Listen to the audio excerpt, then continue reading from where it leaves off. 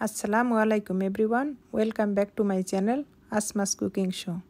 আজকে আমি তৈরি করে দেখাবো গাজর দিয়ে পুরে ভরা কুলি পিঠা। আমি চেষ্টা করেছি গাজরের এই কুলি পিঠার পারফেক্ট রেসিপি দেখানোর। গাজরের এই পিঠাটা এতটা টেস্টি যে একবার খেলে বারবার খেতে ইচ্ছে করবে। এই পিঠাটা বানানোর জন্য আমার প্রথমে দরকার পুর। এবার আমি পুরটাকে রেডি করে নিব। এই জন্য এখানে আমি 1 কাপ খেজুরের গুড় দিয়েছি। এখন এর ভিতরে দিয়ে দিব 1 বাটি নারিকেল কোরানো। এভাবে গুড় আর নারিকেল একসঙ্গে ভালো করে মিশিয়ে নিব। এভাবে নাড়তে নাড়তে যখন দেখব গুড় আর নারিকেল একসঙ্গে ভালো করে মিশে গেছে, এই অবস্থায় আমি অনবরত নাড়তে থাকব। নাড়তে নাড়তে যখন দেখব গুড় আর নারিকেল একটা আঠালো ভাব হয়েছে, তখন মনে করব আমার পুরটা রেডি। এই অবস্থায় আমি পুরটা নামিয়ে রাখব। এখন আমার দরকার গাজর। এখানে আমি 2টা গাজর কেটে ধুয়ে নিয়েছি। এটাকে আমি ভালো করে সিদ্ধ করে নেব। গাজরটাকে আমি চুলায় বসিয়ে দিয়েছি। এই পর্যায়ে আমার গাজরটা সিদ্ধ হয়েছে। এখন এগুলোকে একটা ব্লেন্ডার মেশিনের সাহায্যে ব্লেন্ড করে নেব।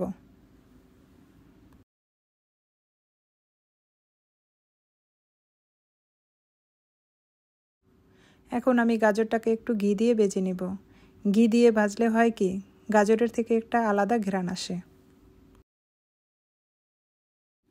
এই গাজরটা দিয়েই আমি পিঠাটার ডো তৈরি করে নিব। এই জন্য আমি ঘিটা দিয়ে গাজরটা ভেজে নিব। গাজরটা যখন হালকা একটু ভাজা হবে, তখন এ পর্যায়ে আমি দিয়ে দিব 1 কাপ গরম দুধ। আপনারা দুধের পরিবর্তে পানি দিয়েও চালের গুঁড়াটা সিদ্ধ করে নিতে পারবেন। দুধটা দিয়ে পিঠাটা বানালে পিঠাটার টেস্টটা আরও বহুগুণে বেড়ে যায়। এখন এ পর্যায়ে আমি দিয়ে দিব স্বাদমতো লবণ। এখন একটু দুধটাকে জাল করে নিব।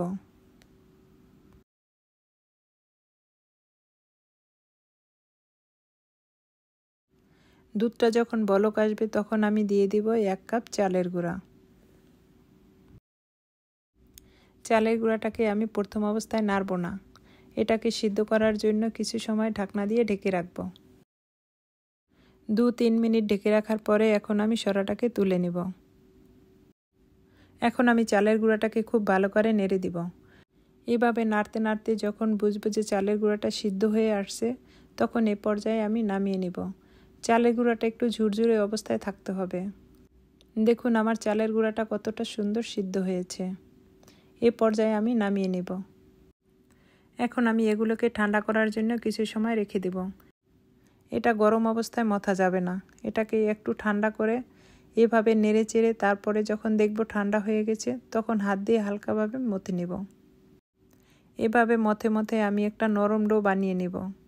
যখন ডলতে ডলতে দেখবেন ডোটা খুব নরম হয়ে আসছে, তখন এ পর্যায়ে বুঝবেন আপনার ডোটা রেডি।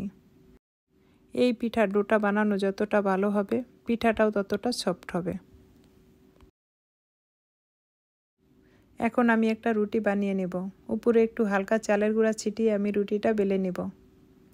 এভাবে বেলে আমি একটা মিডিয়াম রুটি বানিয়ে নেব। এই রুটিটা যেন বেশি পাতলাও না হয়, বেশি মোটাও না হয়। একটু মিডিয়াম সাইজের রুটি বানিয়ে নেব। এখন আমি রুটিটাকে এ ধরনের একটা কাটার দিয়ে কেটে নিব। এটা আপনাদের পছন্দ মতো যে কোনো সাইজের কেটে নিতে পারেন। আমি একটু বড় করে বানাবো বিধায় একটু বড় করে কেটে নিয়েছি। এভাবে আমি একে একে সব রুটিগুলো বেলে এভাবে কেটে নিব।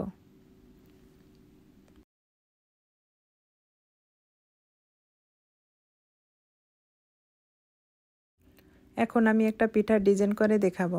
প্রথমে পুরটা দিয়ে পিঠাটা ভাঁজ করে চারিদিকে মুখটা আটকিয়ে নিব।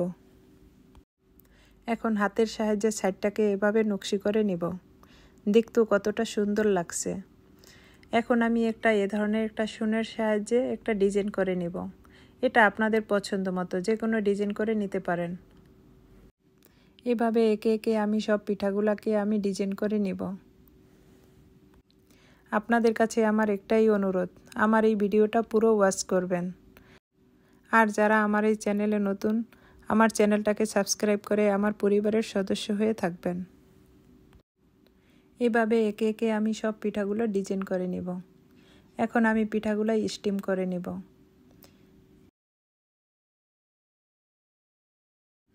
এখন আমি একটা স্টেনারে সব পিঠাগুলো বসিয়ে দিয়েছি।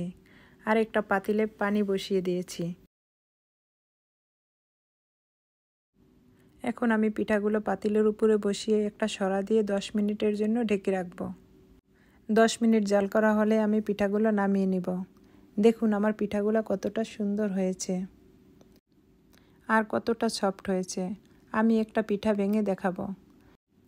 পুরে ভরা পিঠাটা কতটা সফট হয়েছে। পিঠাটা দেখতে যতটা সুন্দর লাগছে, খেতে তার থেকেও বেশি মজা। অনেকেই কুলি পিঠা খেয়েছেন। যারা গাজরের কুলি পিঠা এখনও খাননি তারা একবার হলো কুলি পিঠা বানিয়ে খাবেন। আমার এই পিঠার রেসিপিটি যদি ভালো লাগে আমার চ্যানেলটাকে সাবস্ক্রাইব করে আমার চ্যানেলের পাশে থাকবেন।